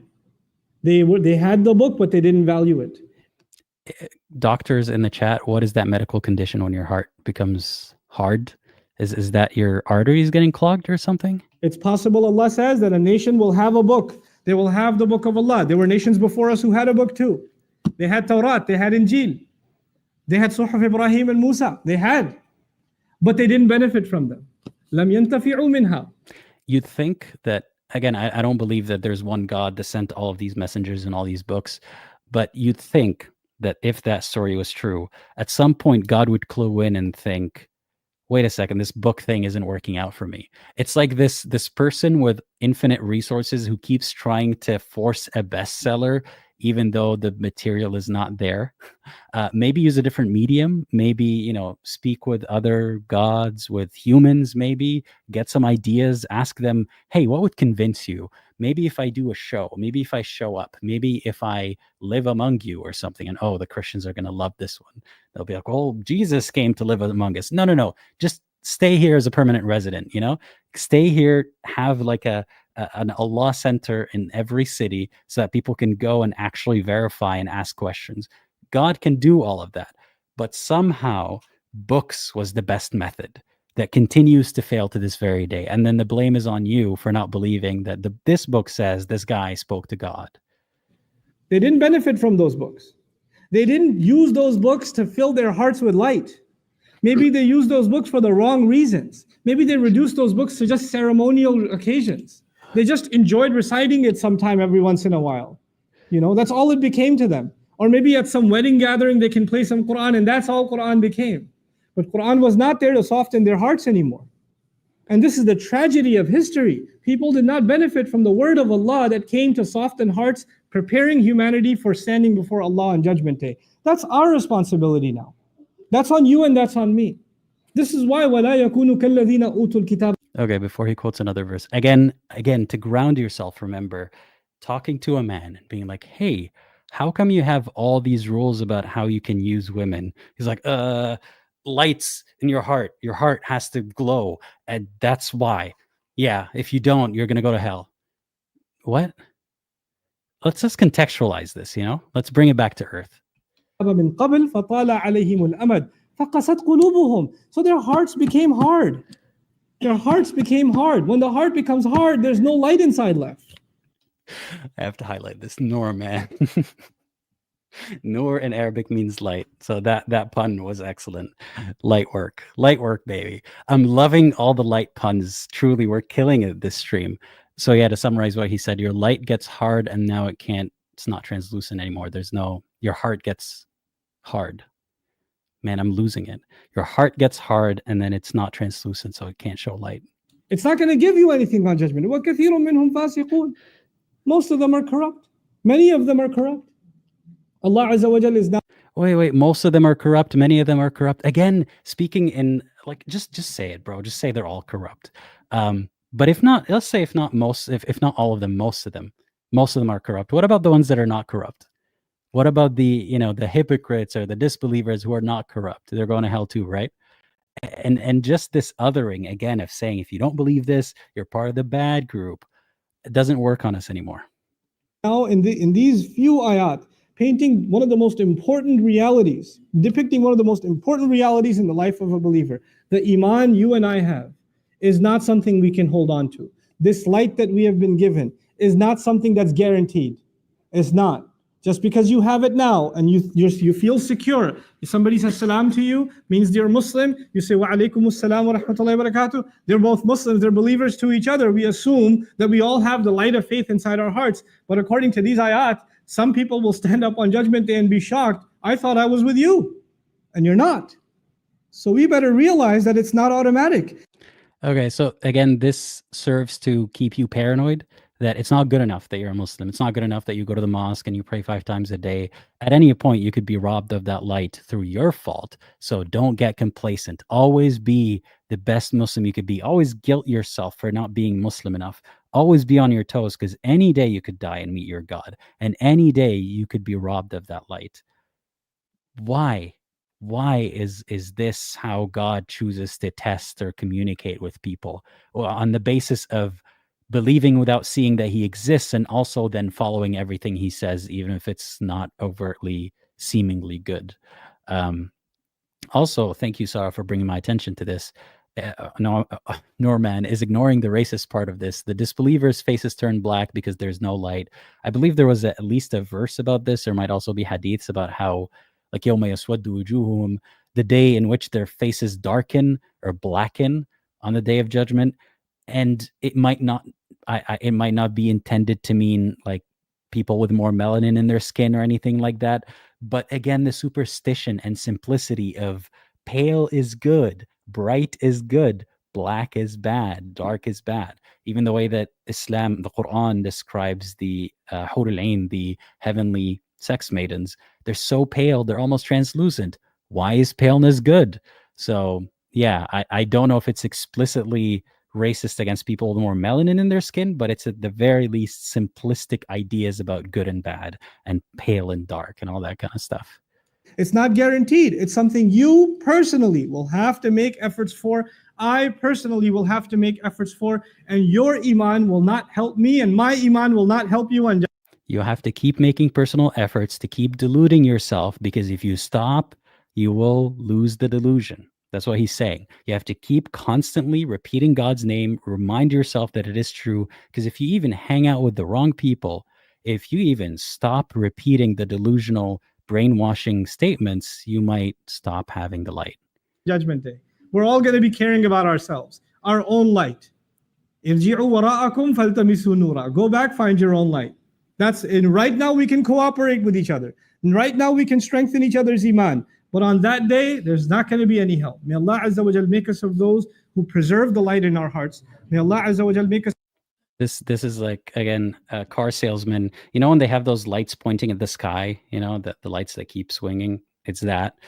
You get there, on the light theme, you see a light, you're like, I'm going to follow the light. You go there, and he says, only today, I'm going to sell you this car that you're going to have to pay off for the rest of your life. But if you come back tomorrow, not only is there not going to be a car, I will torture you and your family forever. So it's a limited time deal, friends and family. I love you, and that's why I'm doing this for you. Only today. It is, you could take a light vehicle, you could take a heavy vehicle, but let's keep it on the light theme. So, take a sedan, but only today. Why this FOMO? Why the cheap sales tactic? Why the threatening if people don't follow? Because there's nothing for Islam to stand on. Of those who are not on the wrong side of that wall, protect us and our families and our loved ones from nifaq. May Allah keep our hearts from becoming hard, and may Allah Azza wa Jal make us of those who continually internalize the word of Allah, allowing our hearts to soften and to be filled with light. Barakallahu li wa lakum fil Quran. Yeah, so at the end of it, he didn't even answer, how do you deal with all this? Just keep asking God for help. Keep asking God to show you the light.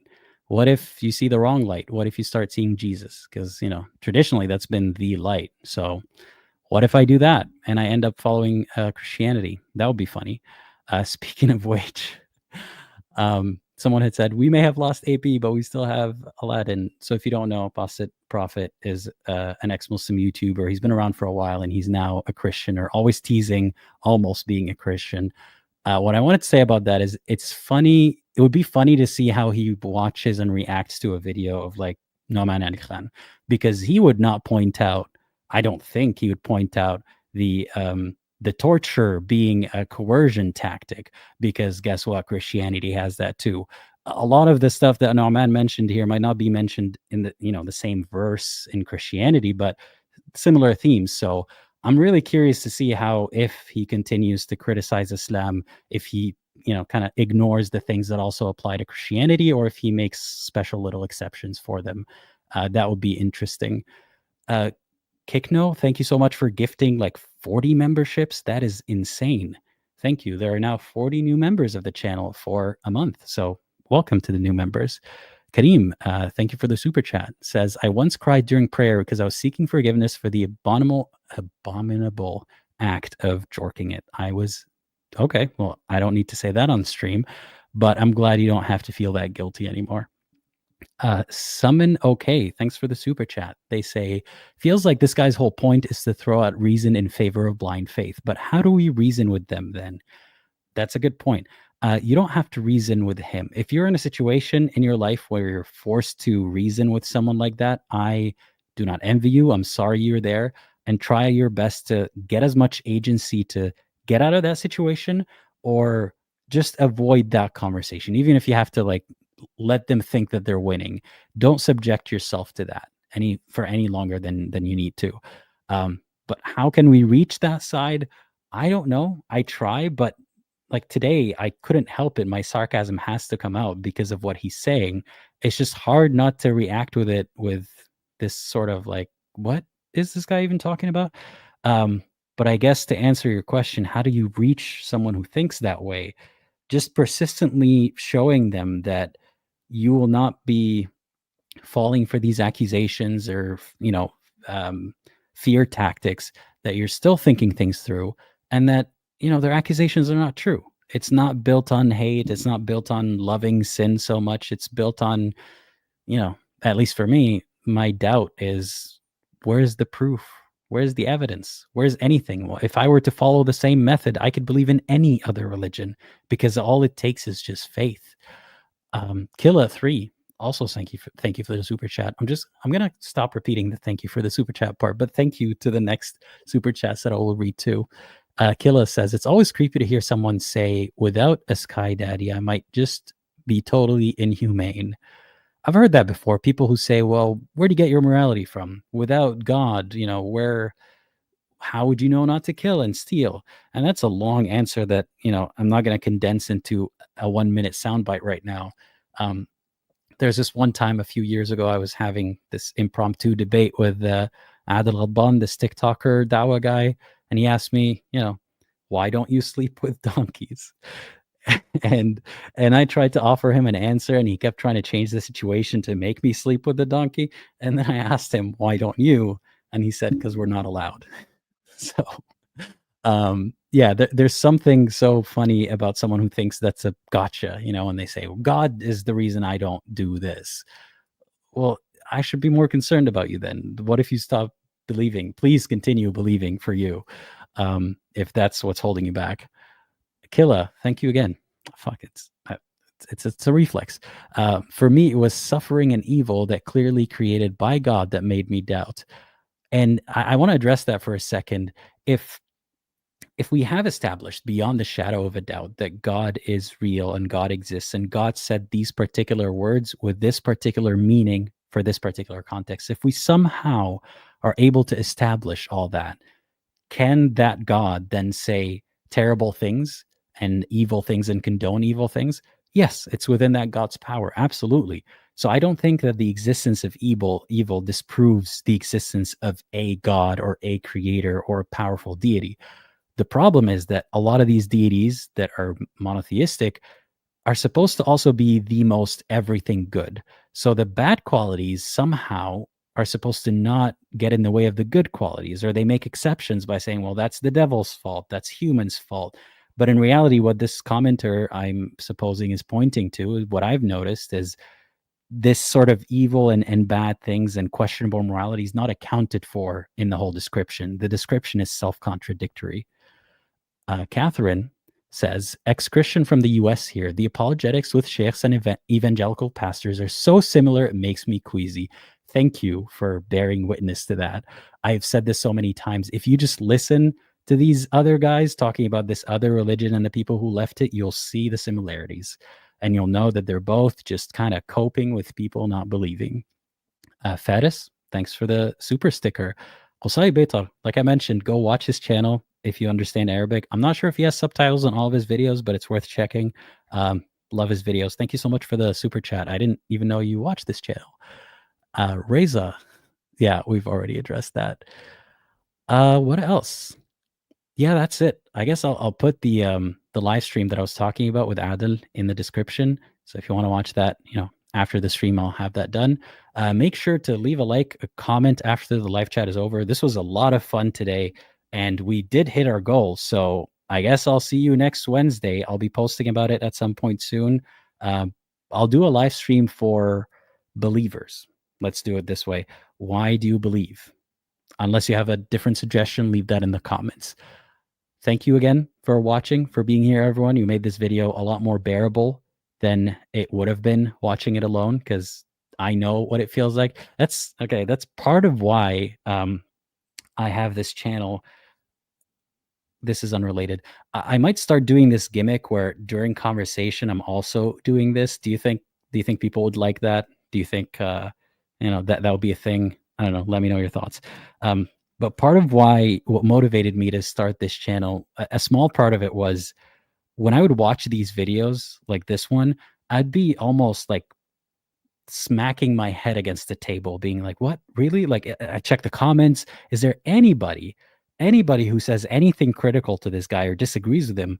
And usually there weren't that many people disagreeing at all. Everyone was like, subhanallah, this is great, this is how you deal with the doubts. And there were sad comments that were just like, I keep returning to this video because I have doubts and like I don't know what I'm doing wrong. And I wish I could tell them it doesn't have to be this way. It's like self-flagellation. You keep watching this guy who's berating you for having reasonable doubts.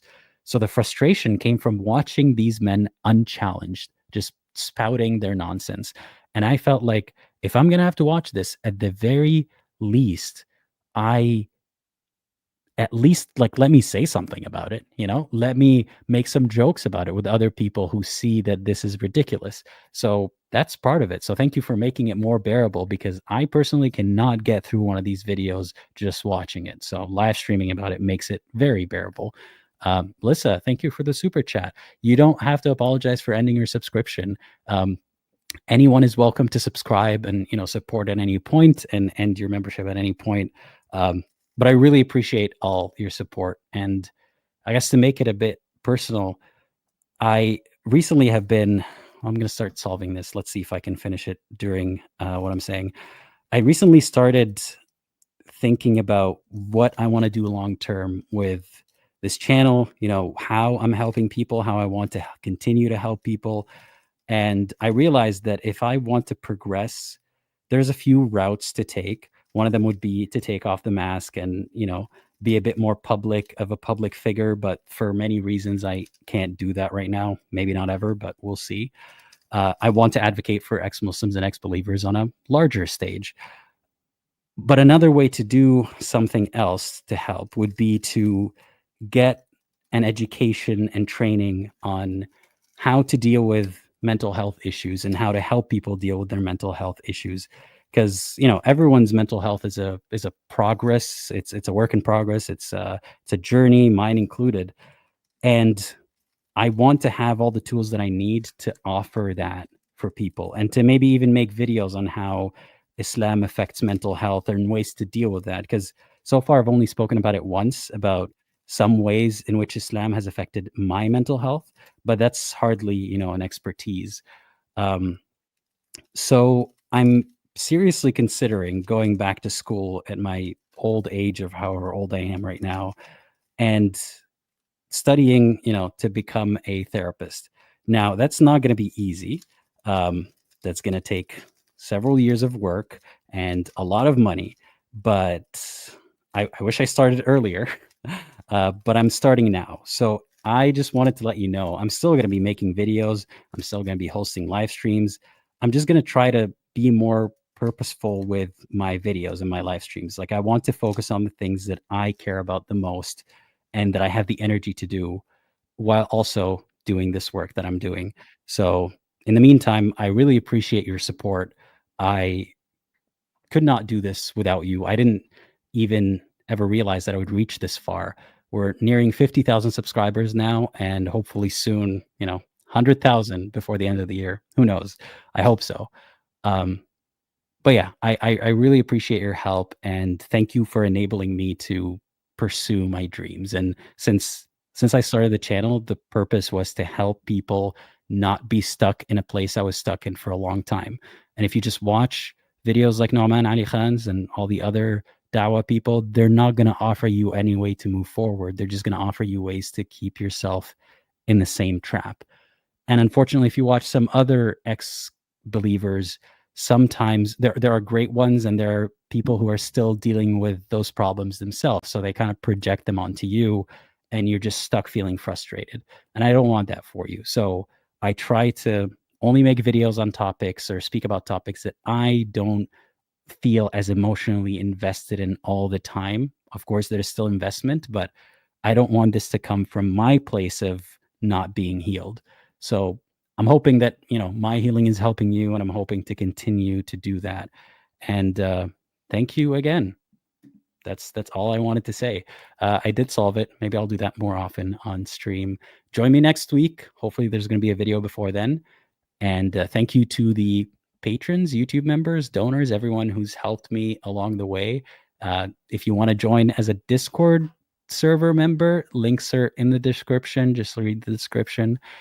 And as always, think critically and think for yourself, and consider watching one of these videos next. Bye-bye.